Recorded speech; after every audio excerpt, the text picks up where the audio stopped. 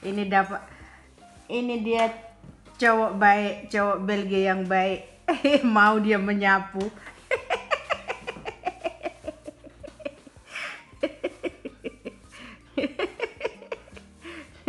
Sakit sih. Niks. Malu. Malu dia. Halo teman-teman semua, jumpa lagi dengan saya. Salam persahabatan dari Belgia, jam 9 pagi sekarang di Belgia. Baik, kita cerita-cerita dulu tentang pacaran dengan bule.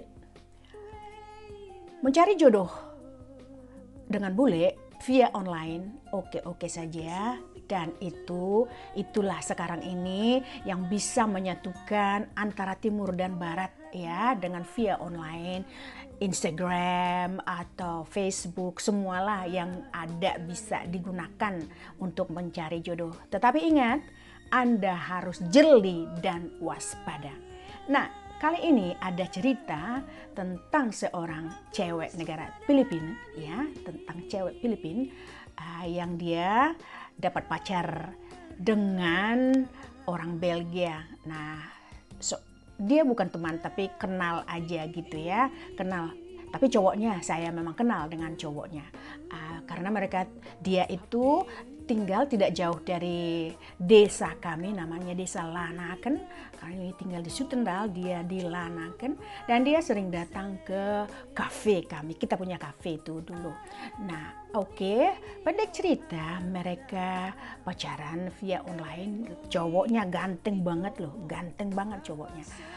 Oke, ramah lagi, ngomongnya juga bahasa Inggrisnya bagus ya.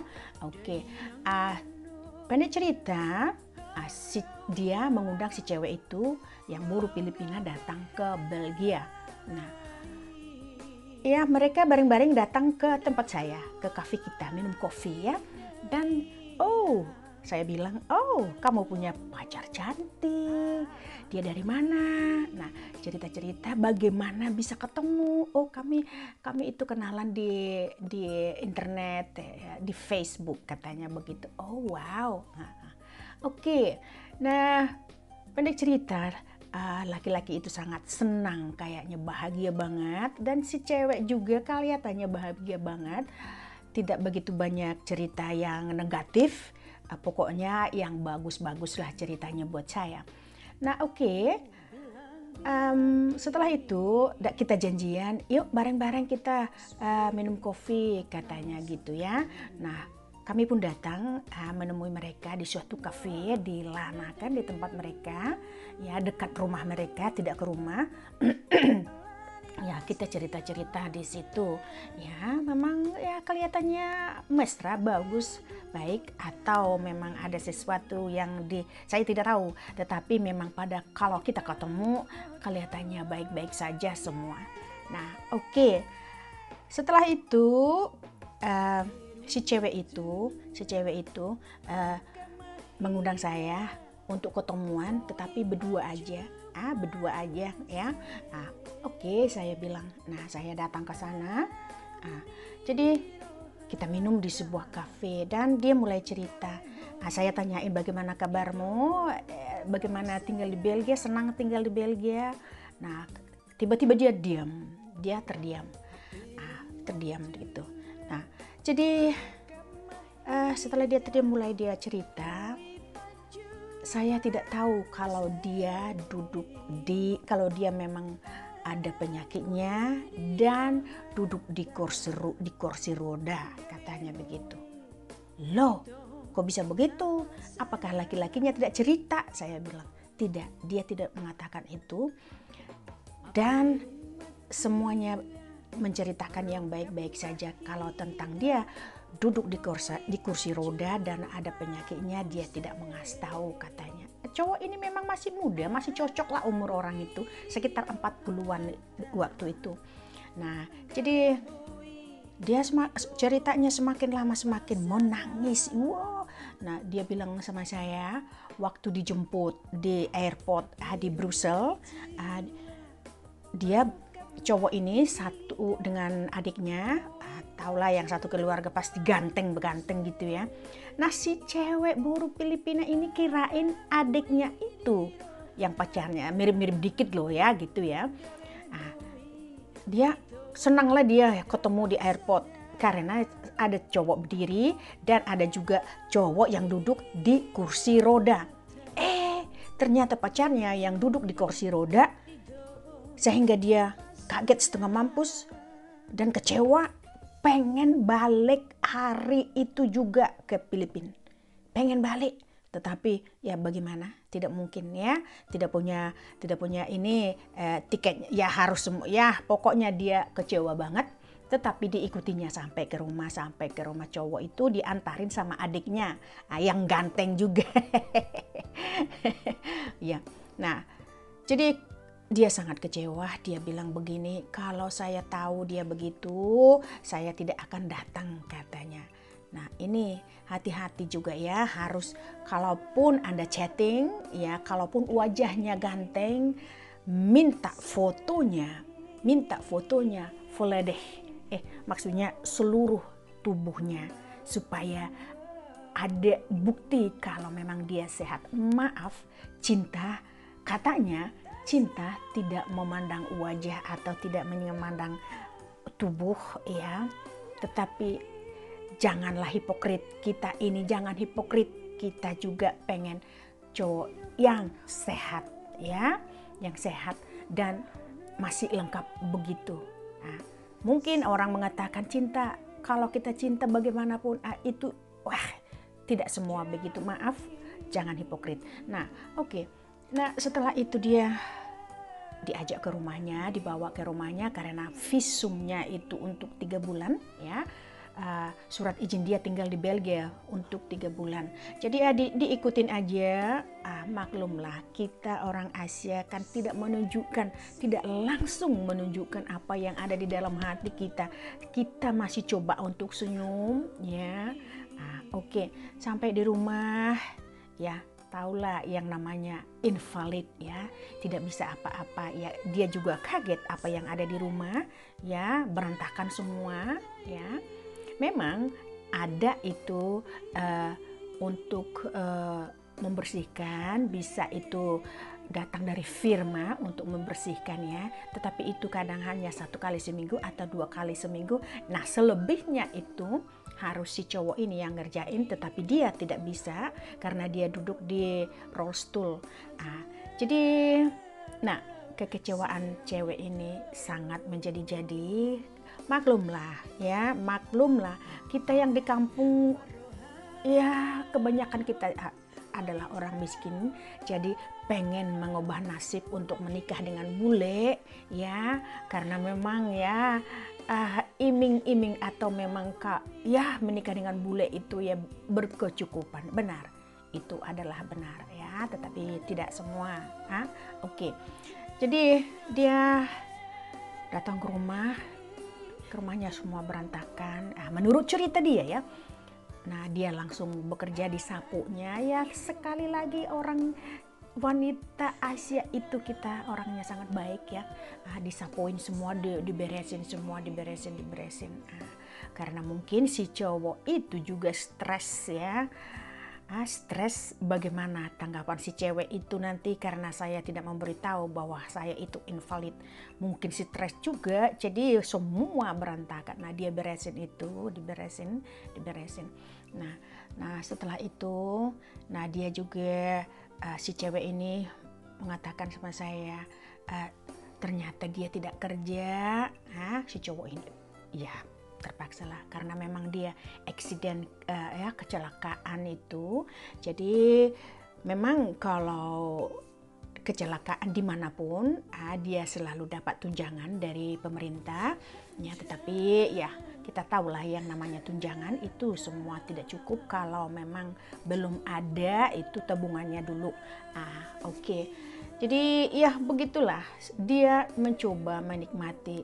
Jadi dia bilang begini, ya sudahlah, saya sudah datang ke sini, saya mau jalan-jalan aja lah dulu katanya. Gimana dia bisa jalan-jalan si cowok itu? Iya, gimana lah kalau begitu?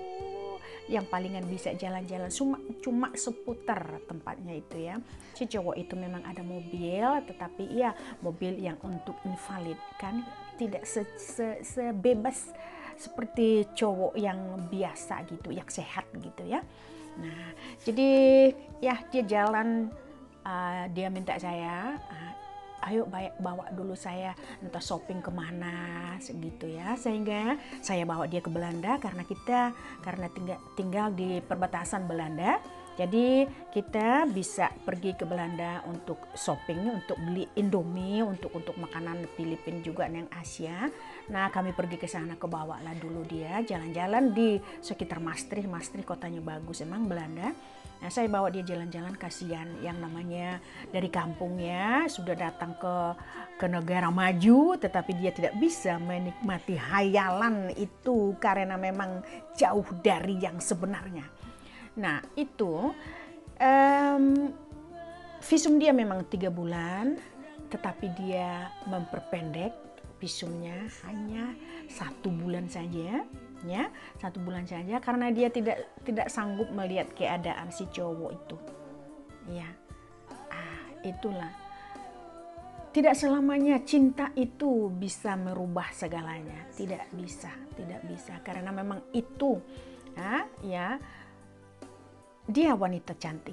Nah dalam hayalannya, ya hidup, yes, go internasional, go to Belgium. Hidup saya akan jauh. Nah begitu harapannya dia, ya melangkah ke pesawat, ya I'm in. Nah tetapi kekecewaan lah yang datang ya, yang dilihatnya. Nah dia cuma 1 bulan saja. Akhirnya kembali dia ke Filipina dan dia tidak meneruskan lagi hubungannya dengan si cowok itu. Dia bilang ke saya, aku tidak akan datang lagi karena saya tidak mampu untuk mengurus orang sakit. Saya ingin hidup saya lebih bagus lagi, tetapi bukan mengurus orang sakit di rumah gitu. Nah, jadi dia tidak datang lagi dan akhirnya memang hubungan orang itu tidak lanjut. Nah, jadi setelah cewek itu pulang pulang ke negaranya, cowok ini datang lagi dengan skuter, karena di sini ada skuter itu kayak motor ya, kayak motor. Kalau di Sumatera bilang kereta, motor untuk orang sakit bisa kayak kereta, dan dia bisa datang pakai itu, tidak naik mobil lagi karena mungkin semakin parah sehingga dia tidak bisa lagi naik mobil. Dia datang dengan skuter, katanya itu skut. Ya gitu, aku lah kurang tahu saya, tetapi memang bisa motornya bisa bawa dia ya ke kecepatannya pun cuma 30 km per hour per jam gitu. Nah dia datang lagi ya, jadi saya pura-pura tidak tahu ya, saya tanyaan, udah di mana pacarmu kok tidak ikut? Oh dia pergi sama temannya, belanja katanya. Tapi saya sudah tahu kalau memang cewek itu sudah pulang ke negaranya. Jadi saya tanyain, kapan kalian nikah? Oh nantilah, pasti ada waktunya untuk itu, kata si cowok. Nah si cowok ini buat saya pun dia tidak jujur. Sudah saya tahu di mana dia tinggal, sudah saya tahu apa pekerjaannya, sudah saya tahu bagaimana penyakitnya, tetapi dia masih berbohong tentang perempuan ini. Kalau dibilang langsung, oh dia tidak mau dengan saya karena saya begini. Nah, dia takut kalau saya marahin dia karena dia berbohong, karena dia tidak memberitahu keadaannya kepada cewek itu. Jadi dia bilang aja, oh dia pergi sama temannya, nggak bisa datang, nggak bisa ikut. Katanya, gimana bisa ikut kalau dia pakai motor itu, nggak boleh boncengan. Itu cuma 1 orang yang sakit itu, yang penyakitan, mana bisa. Jadi, nah dari situ juga saya nilai cowok ini cowok yang tidak jujur. Lebih bagus dia mengatakan saya begini. Kamu mau? Kalau kamu mau, silakan datang. Ini tiketmu, saya bikin semua, saya urus semua tiket begini. Nah, kalau cewek itu mau memang melihat, sudah tahu keadaannya begitu, tapi dia mau, itu namanya cinta. Itu. Nah, jadi ya. Nah, pesan saya di sini ya, kalau Anda pacaran via online, silakan. Sekarang ini sudah ada chatting dengan webcam, sudah bisa dengan langsung melihat wajah. Coba dia jalan-jalan gitu, kelihatan berdiri gitu loh, ya. Jangan sampai kecewa, kasihan. Si cowok itu sudah mengeluarkan uang banyak untuk mengundang dia, karena tidak gampang mengundang, tiketnya segala macam. Nah, sudah banyak uangnya habis. Tetapi memang kesalahan si cowok itu juga. Nah, itu pemikiran orang ini dikirainya karena orang Asia itu miskin, maulah biar bagaimanapun kehidupannya. Itu pemikiran mereka. Benar, kadang itu bisa ada juga yang begitu, tapi bukan semua ya, bukan semua. Nah, nanti cerita saya selanjutnya tentang wanita yang menikah dengan orang sakit juga. Nah, kalau itu memang agak enak juga ceritanya. Baiklah teman-teman, pesan saya ya, tetaplah jeli ya, dan ya, karena jauh dari kampungnya, kalau ada apa-apa kita harus tahankan diri, tidak bisa ngadu sama orang tua, pergi ke sana. Ini jauh, bukan perapat Medan ya. Jadi hati-hati. Dan itu adalah antara perempuan Asia dan perempuan Filipina ini. Siapa tahu adik-adik yang mau menikah dengan bule ya, tidak salah menikah dengan bule, silakan, tetapi harus berdiri dulu kau. Agak bercanda gitu ya, bercanda biar jangan sakit hati. Berdiri dulu, ambil dulu apa itu yang ada di atas lemarimu itu. Kalau memang dia webcaman di kamarnya ya, coba lihat dulu. Coba lihat apa itu. Dia harus berdiri untuk mengambilnya dan Anda akan melihat bagaimana keadaan seluruh tubuhnya dari atas sampai ke bawah. Dengan sedikit ya, jangan terlalu kelihatan banget supaya dia jangan tersinggung ya. Dengan senyum kita, senyum Asia yang terkenal, bisa meluluhkan semua hati orang. Baiklah teman-teman, maaf, sampai di sini dulu ceritanya tentang wanita itu. Mudah-mudahan teman-teman yang ada di YouTube saya ini tidak ada pengalamannya yang begitu ya. Oke, sampai jumpa kembali. Salam baik dari Belgia. Ciao.